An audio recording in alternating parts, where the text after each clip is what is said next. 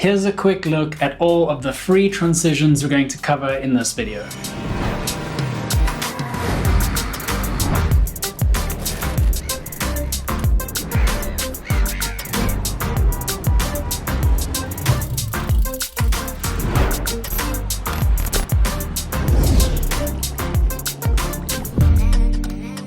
If you're looking for the best free transitions for Final Cut Pro, then you have found the right video. I have scoured the internet to find the 10 best free transitions out there so that you don't have to.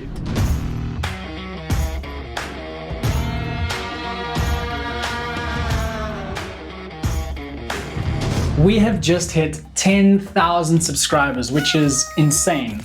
And we are so grateful to you guys for watching our videos and for supporting the channel. I truly appreciate every single one of you. So to celebrate this 10K milestone, we have a list of 10 free transitions, but also a massive giveaway for you guys where we will have 10 winners. And there's a bonus giveaway on top of that too that you don't want to miss out on. So stick around to find out more about that. And with that said, let's get into our list. I like using these fast pan transitions on shots that already have some kind of panning movement because it helps to enhance that movement. Let's take these two shots where we have movement in the same direction. They cut together just fine, but adding a fast pan transition makes it more dynamic. You can change the blur amount and the in and out slide amount to customize this transition, and this is what it looks like. There are 3 directions that you get for free when you download it: down, left, and right. Some of the transitions on this list have a few variations or even a few totally different transitions that are included in a bundle when you download them. Motion VFX makes some really fantastic plugins and transitions, and their mTransition Luma is amazing. Most of the Luma transitions I've seen in the past are pretty basic, but this one has so many options to help you customize the transition. Using the example from before with the bird, you can change the mode from highlights to shadows depending on whether you want the brighter or the darker parts of the shot to disappear first, and you can adjust things like the smoothness, edge softness, saturation, and a bunch of other effects to customize this the way you want. I like using it when I have a shot with a lot of bright areas and a clear subject. Then with the transition set to highlight mode, you can basically isolate the subject during the transition.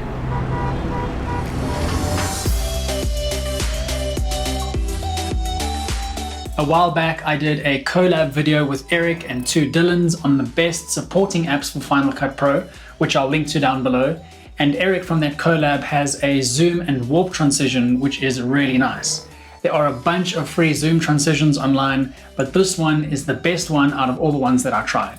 When you download it, you have a zoom in and a zoom out option, and on each of them you can change the amount of warping as well as the zoom in and zoom out amounts. These transitions work particularly well if you have a wide shot and a close-up shot of the same subject.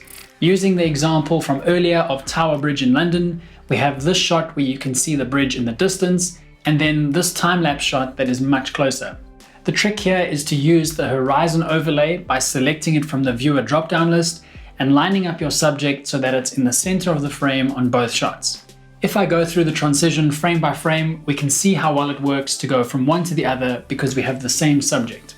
I can adjust the zoom amounts and increase the amount of warping a bit, and this is what you get.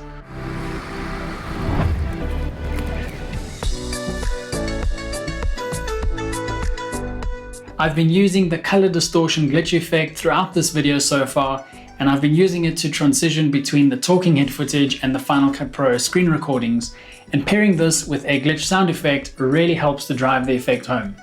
A lot of the free glitch transitions I found are a little too over the top and distracting, but if we go through this one frame by frame, you'll notice that it has a nice mix of shifting the RGB channels, the scan lines, and the distorted waviness.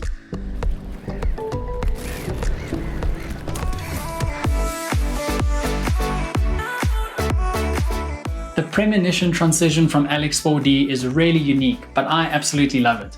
It's basically a bunch of flash frames between the outgoing clip and the incoming clip, and there are a few patterns to choose from. If you have a look at Alex4D's blog, you can get a visual of what each of the different patterns do, and how each pattern switches between the outgoing clip and the incoming clip. This is a cool transition to use in music videos because it essentially gives you a bunch of quick cuts, but it's also cool for creating some suspense where you might want to cut to a flashback or to something that's going to happen in the future, like in this example.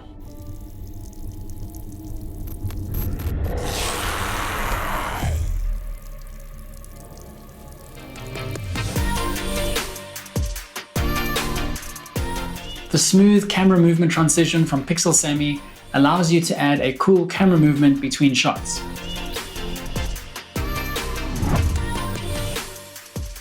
If you look at this example frame by frame, you'll see how you get this whip pan movement in a downwards direction with some nice motion blur, which then blurs into the next clip, which rotates and zooms out to reveal the next shot. There are no parameters to change for this one, but if you have a few shots that have some camera movement in them already, this could be a handy little transition. Yep, another one from Ryan Mangle. If you don't already know who he is, you should definitely check out his channel because he makes some awesome transitions, effects, and tutorials for Final Cut Pro. The pixel stretch transition is pretty unique, and I like to use it on darker shots that have a bunch of lights because the effect is more visible on the lighter parts of the shot. If you go through this one frame by frame, you can see how it starts to shake, it zooms out with some nice motion blur, and then the lighter pixels stretch and distort, and you end up with this really unique transition. There are a bunch of different settings that you can change to customize this transition, including the zoom amount, the amount of shake, the distortion, fuzziness, and zoom blur amount, to mention a few. At first glance, the bubble transition might be a strange one, but I really love how smooth and fluid it looks. Looking at it frame by frame, we zoom in and there's a bulge effect happening here, then it snaps back, warps, rotates, and has some nice RGB distortion. And then we bounce into the next shot with a bit of camera shake. There are a whole host of settings you can change here to customize this one, and I think the results are really cool.